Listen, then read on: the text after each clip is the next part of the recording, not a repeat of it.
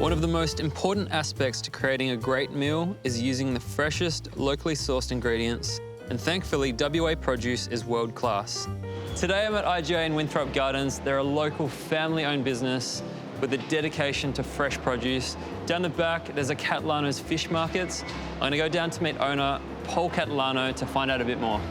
On my mind is a sweet and sticky fish using a fish I love to cook with, Barramundi. Paul, tell me more about your company, Catalano's Seafoods. Brendan, Catalano's has been a family business for over 50 years now.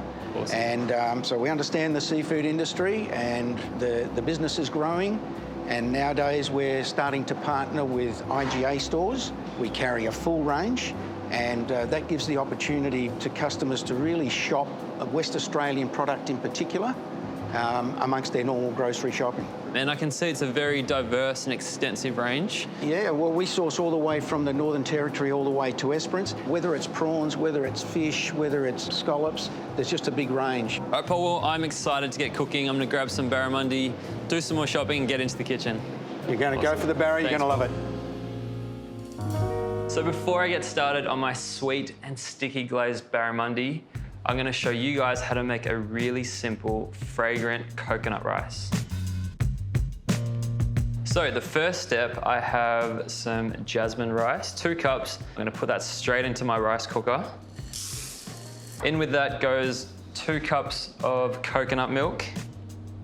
And I also have a cup of water just to keep that balance right between it not being too thick and gluggy, but also nice and fluffy.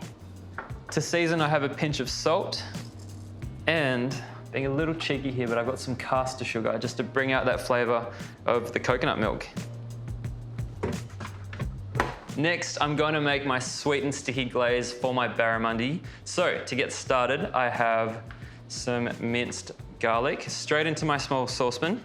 I also have some minced ginger and all of my seasonings. So for a bit of saltiness, I have some light soy. A bit of sweetness, I have honey, sesame oil, rice vinegar for a bit of acidity, little bit of sriracha, so I do like a little kick, and a little bit of Chinese 5-spice. So I'm gonna give the glaze a little stir. I'm gonna let that cook for about 2 minutes. Now that my sauce is bubbling away, I'm gonna mix in my cornstarch slurry and let that cook for a little longer until it thickens up and becomes nice and sticky. So I have a tray lined with baking paper, and I have about 4 fillets of barramundi, approximately 200 grams in size. I'm just gonna place those very carefully on there, and I'm gonna brush on this glaze I've just made very generously on all sides of the fish. I'm gonna put that into an oven at 180 degrees for about 15 minutes. While I'm waiting on the barramundi and rice to cook, I'm going to prepare a very simple cucumber salad, but I would say any Asian greens of some sort would go really well, so you guys could do really anything here. And there you have it, my sweet and sticky glazed barramundi with a fragrant coconut rice. I think this is such an easy dish to make at home, such a crowd pleaser. Forget about your pan-fried, boring fish and try this at home. All the ingredients you can find at your local IGA.